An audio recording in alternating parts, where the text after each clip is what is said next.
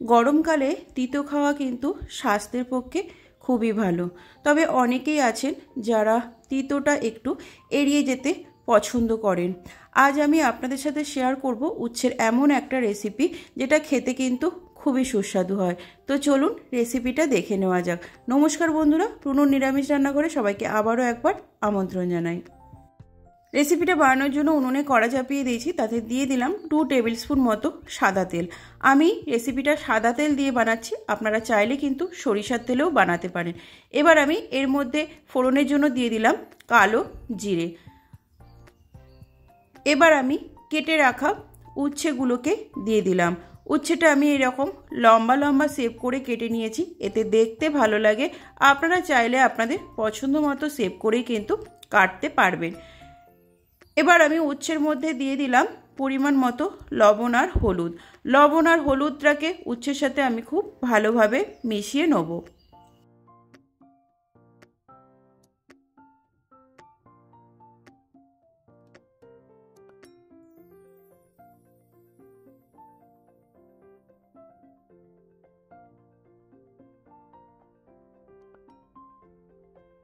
লবণ আর হলুদটাকে উচ্ছের সাথে খুব ভালোভাবে মিশিয়ে নিয়েছি।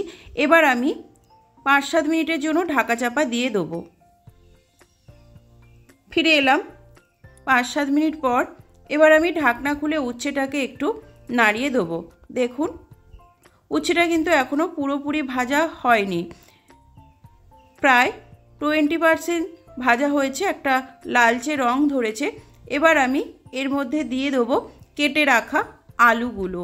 আমি আলুগুলোকেও উচ্ছের মতো করে লম্বা লম্বা করে কেটে নিয়েছি।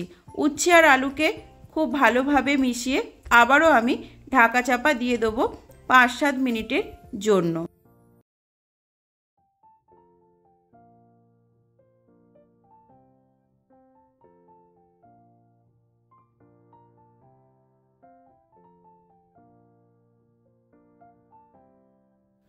ঢাকনা খুলে সব কিছুকে একবার চেক করে নেব, না হলে কিন্তু নিচে লেগে যাওয়ার সম্ভাবনা থাকবে। সব কিছুকে খুব ভালোভাবে আমি মিশিয়ে আবারও 5-7 মিনিটের জন্য আমি এটাকে ঢেকে দেবো।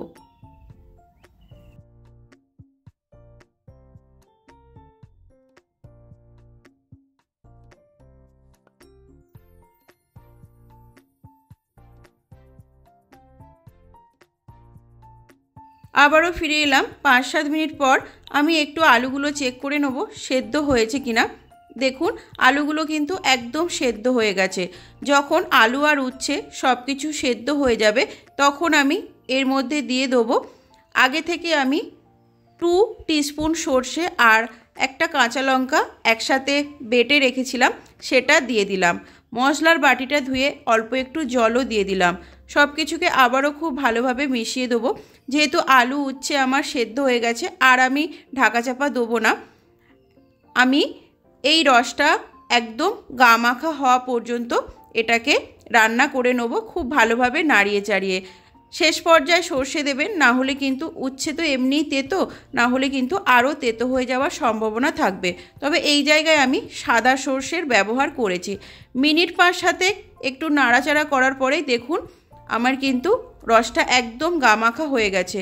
নামানোর আগে অল্প একটু চিনি দিয়ে খুব ভালোভাবে নাড়িয়ে নিলেই কিন্তু উচ্ছে চচ্চড়ি একদম রেডি।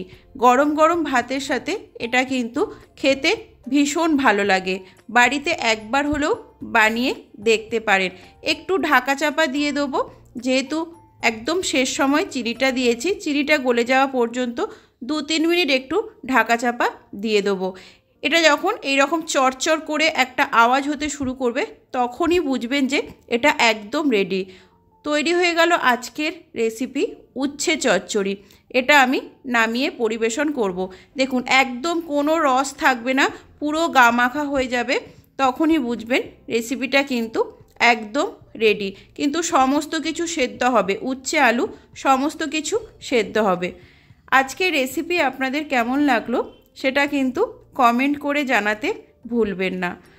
আমার রেসিপি যদি ভালো লাগে চ্যানেল সাবস্ক্রাইব করে পাশে থাকার জন্য অনুরোধ রইল।